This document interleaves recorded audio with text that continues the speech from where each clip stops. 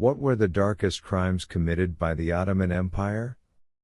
The Ottoman Empire was one of the most powerful and long-lasting empires in history, known for its military strength, architectural wonders, and complex court politics. But behind the glory and grandeur, there were shadows few dare to explore. In this video, we uncover the darkest crimes committed during the Ottoman era, from political assassinations and brutal massacres to the hidden horrors of the imperial harem and the suppression of revolts. Join us as we delve into the empire's most disturbing secrets, the motivations behind these acts, and the lasting impact they had on history. This is a journey into the grim side of imperial power, where loyalty was fleeting, and betrayal often meant death. Subscribe for more untold historical stories.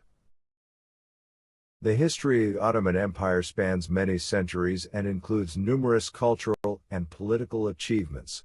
However, it also contains dark chapters of crimes and violations committed against various peoples.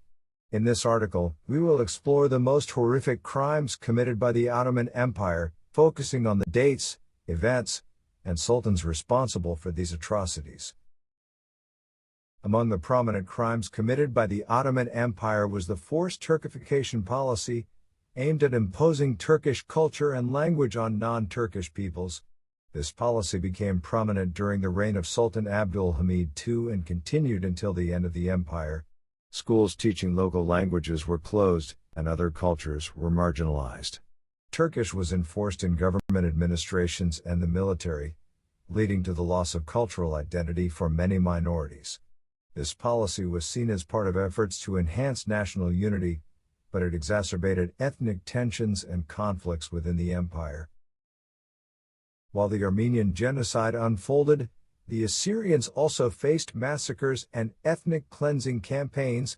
It is believed that around 300,000 Assyrians were killed during this period. The Ottoman government sought to strengthen Turkish identity at the expense of minorities, leading to the targeting of Assyrians specifically. Forced deportations were carried out, with many families being compelled to leave their homes. These massacres were seen as part of the Ottoman strategy to eradicate non-Turkish cultures, leaving deep scars on the cultural identity of the Assyrians. During the same period, Greeks in Anatolia faced brutal massacres. Thousands were killed and many Greek communities were displaced. These crimes were carried out under the rule of Sultan Mehmed VI, who succeeded Mehmed V. The Ottoman government used harsh methods to eradicate the Greek presence in the areas under its control. Mass killings and arrests were executed, leading to the destruction of many Greek villages and communities. This forced displacement was part of the Ottomans' policy to enhance Turkish identity, making these massacres some of the most notable crimes against humanity. The Ottoman Empire widely used a system of slavery, enslaving many peoples, including Africans and Bulgarians. Slaves were employed in hard labor and service in palaces, contributing to the enhancement of Ottoman power. Many of these slaves were brought from Africa and Eastern Europe and were considered private property of the Sultan or nobles. This system provided significant wealth to the ruling classes but came at the expense of many individuals who lost their freedom. Such practices were seen as normal at the time, reflecting the vast gap between social classes. Religious minorities such as Christians and Jews suffered from discriminatory policies. Additional taxes were imposed on these groups, and they were deprived of certain rights. These policies reflected the Ottoman Empire's desire to enhance Islamic identity at the expense of cultural diversity. For example, the jizya tax was imposed on non-Muslims, making their lives more difficult.